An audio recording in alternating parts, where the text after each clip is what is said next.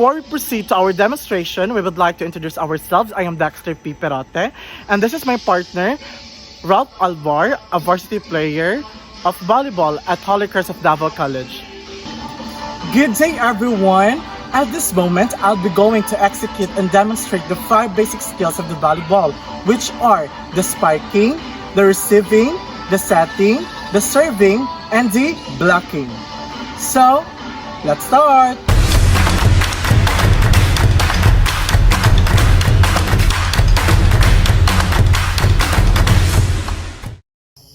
We all know that volleyball is a sport that requires you to master a complex skill set because you rotate from playing in frontline positions to backline positions. You constantly are shifting from setting up offensive plays to completing offensive plays.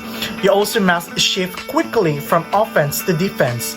During any given sequence in volleyball, a player must be prepared to execute a variety of skills.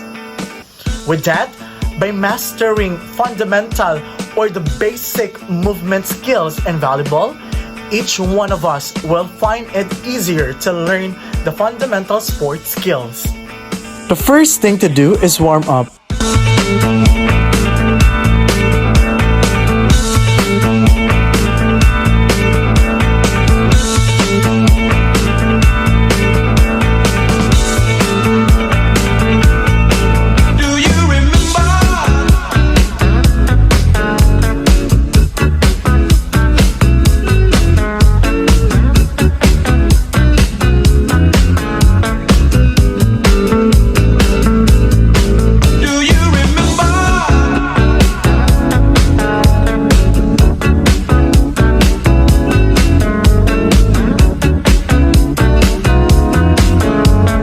The first basic skill is serving. A serve starts every point in volleyball and is among one of the most important aspects of the game. Because rally scoring is used, a team can lose points if a player is unable to serve the ball over the net and inside the opponent's court. So the first skill that I will going to execute is the serving. So there are 2 types of serving, which are the underhand serve and the overhead serve. So the first skill that I'm going to demonstrate is the underhand serve.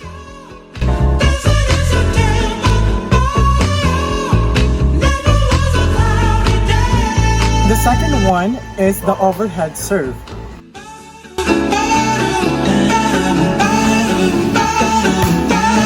The receiving or digging. By far, one of the most basic skills in volleyball is receiving, also known as digging. There is when a player contacts the volleyball with their forearms and redirects the ball to the one of their teammates. A good passer does not wait for the ball, or he or she moves to meet the ball. Volleyball digging is essential for having a successful defense. The job of a volleyball digger is to prevent the ball from hitting the floor after being spiked by the opposing team.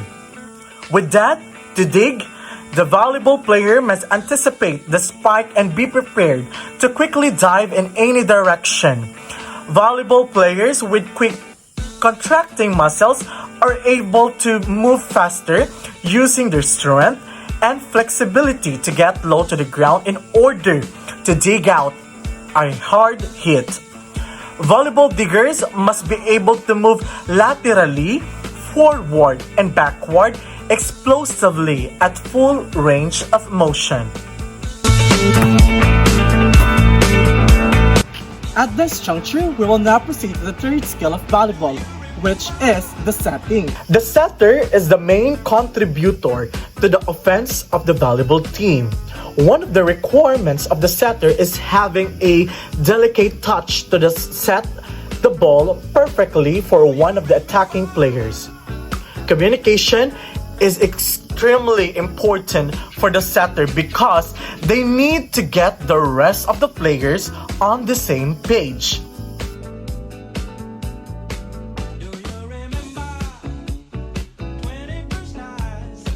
So the fourth skill of volleyball is the spiking. Generally, you want to hit the ball with the greatest force possible on the third shot of a sequence. When the ball is struck forcefully downward above the height of the net, it is referred to as a spike or kill shot. To execute a kill shot, a player may use either a 2 or 3 step approach.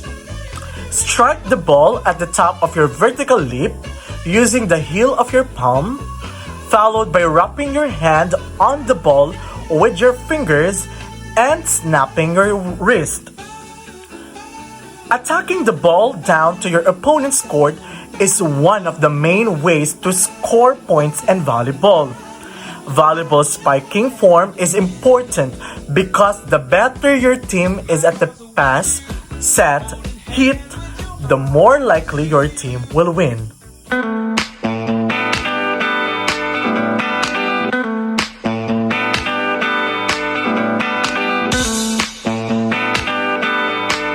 And now, we are done with the fourth skill of the volleyball, which is the spiking.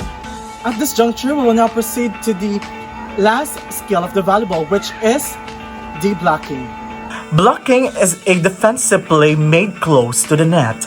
The object of a block is to deflect an offensive shot directly back towards your opponent. Block attempts can be made by individual players or pairs of players. Then the blocking is not allowed on serves. Blocks often are utilized as a defensive against kill shots or spiking.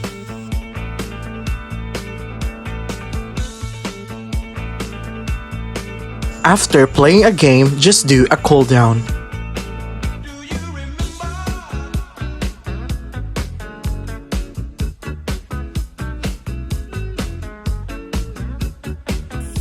Above all, learning, practicing, and mastering the basic skills of sport is one of the foundations of coaching, sports performance, and athletic training.